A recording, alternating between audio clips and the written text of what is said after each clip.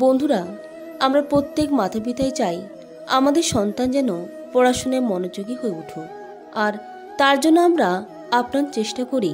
বহু ছাত্রছাত্রী এমন রয়েছে যারা নিজেরাও চায় পড়াশোনায় মনোযোগী হতে, কিন্তু অনেক ক্ষেত্রে তা পেরে ওঠে না। বিশেষ করে অনেক সময় এটা দেখা যায় যে তারা যে জিনিসটা পড়ছে অনেক ক্ষেত্রে তা খুব সহজেই ভুলে যায়, বা অনেক বাচ্চারা এমন রয়েছে যাদের পড়াশোনা করতে একেবারেই ভালো লাগে না, আর এর জন্য বাবা মায়েরা অত্যন্ত চিন্তিত হয়ে ওঠেন। কি করবেন তখন তারা বুঝে উঠতে পারে না।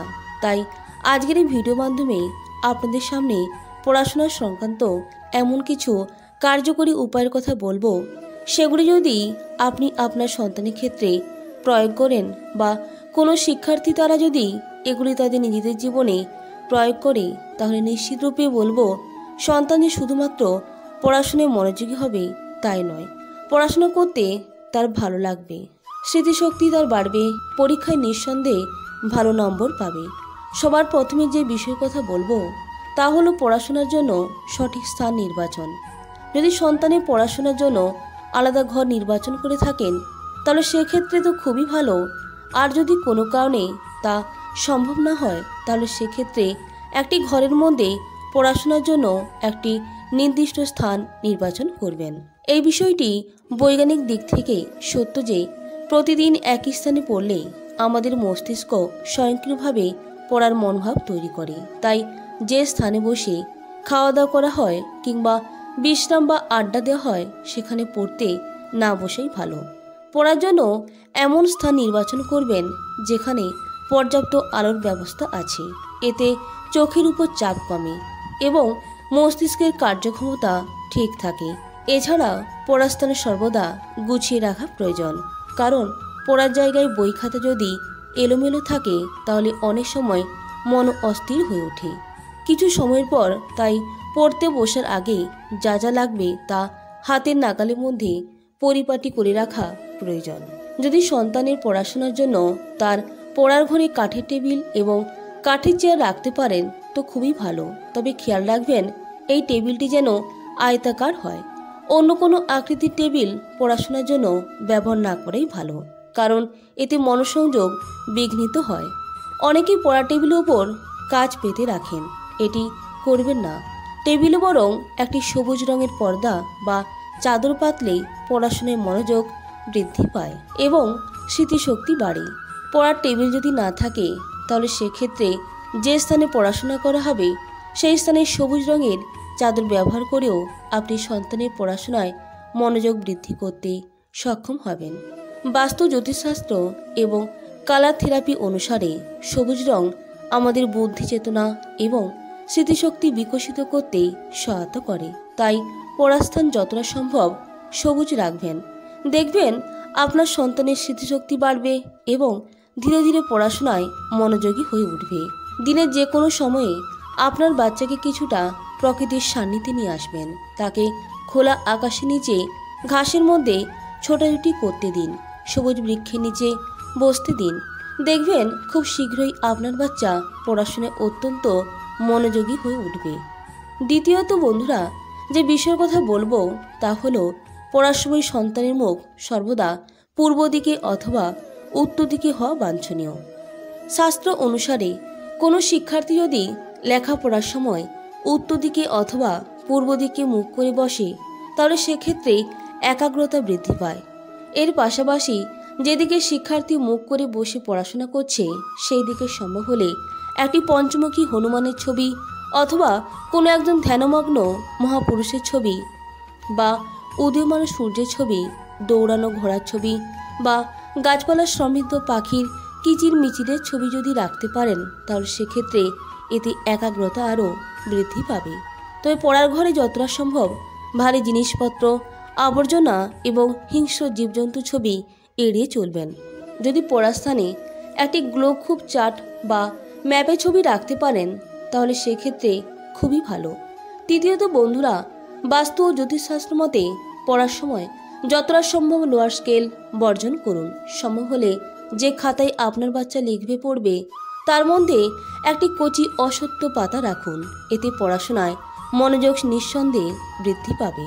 বন্ধুরা, কোনো কিছু লেখার সময় যতটা সম্ভব কালো কালিতে লেখা বর্জন করা প্রয়োজন এবং অনেকেই লেখাপড়ার জন্য ঘড়িতে অ্যালার্ম দিয়ে রাখেন। বিশেষ করে সকালবেলা বা ভোরবেলা ঘড়িতে যে অ্যালার্ম দেওয়া হয় সেটা অবশ্যই পূর্ণ সংখ্যা অর্থাৎ ভোর 4টে থেকে 5টে এইরকমভাবে হওয়া বাঞ্ছনীয়। কখনোই সাড়ে বা শোয়া এগুলি করবেন না।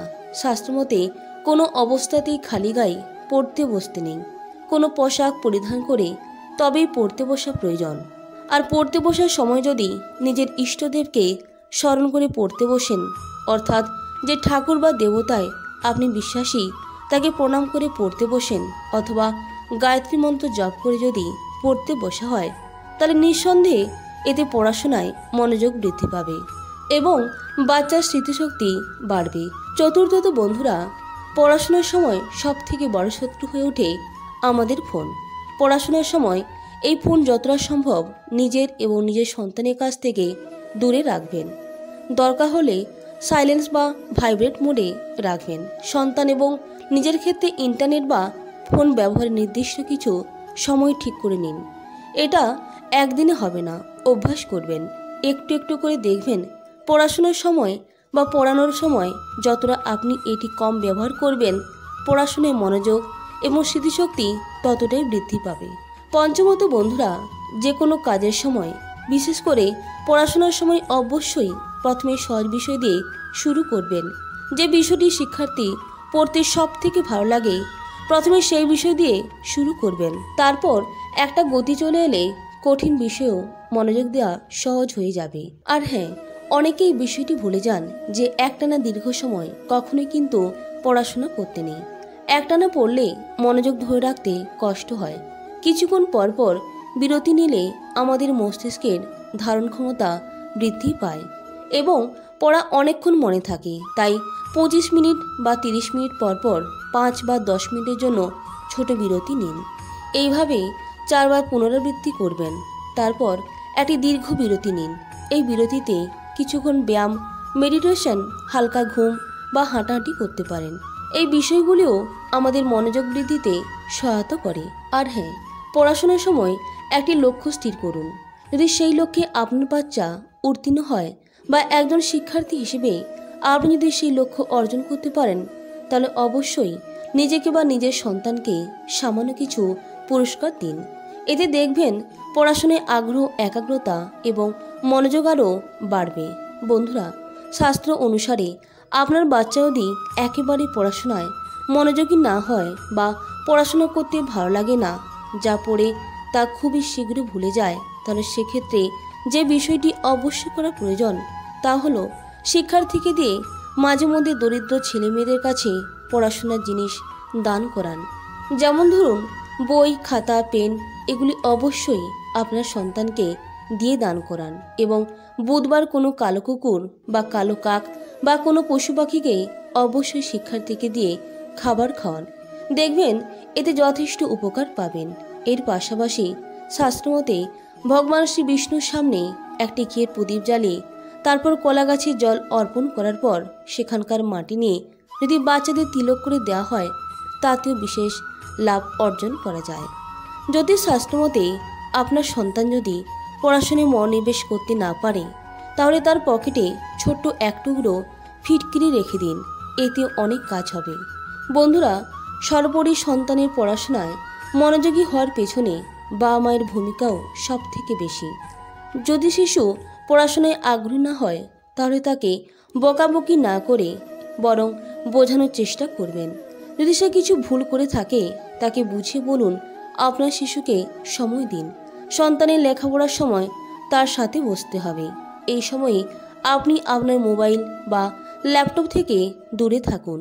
শিশুকে পড়ানোর সময় অন্যান্য কাজে গুরুত্ব দেবেন না। ছোট সাফল্যের জন্য আপনার সন্তানের প্রশংসা করুন। এছাড়াও তাদের স্কুলে কিছু সমস্যা রয়েছে কিনা সে সম্পর্কেও তাদের সাথে কথা বলুন। মনে রাখবেন, শিশুকে পড়াশোনার সময় যতটা আপনি তার সঙ্গে ফ্রেন্ডলি মিশতে পারবেন, ততই আপনার শিশু পড়াশোনায় মনোযোগী ও আগ্রহী হয়ে উঠবে। বন্ধুরা, এই ছিল আজকের ভিডিওর মূল আলোচ্য বিষয়বস্তু। আপনারা প্রত্যেকে ভালো থাকবেন, সুস্থ থাকবেন। নমস্কার, ধন্যবাদ। ঈশ্বর আপনার মঙ্গল করুক।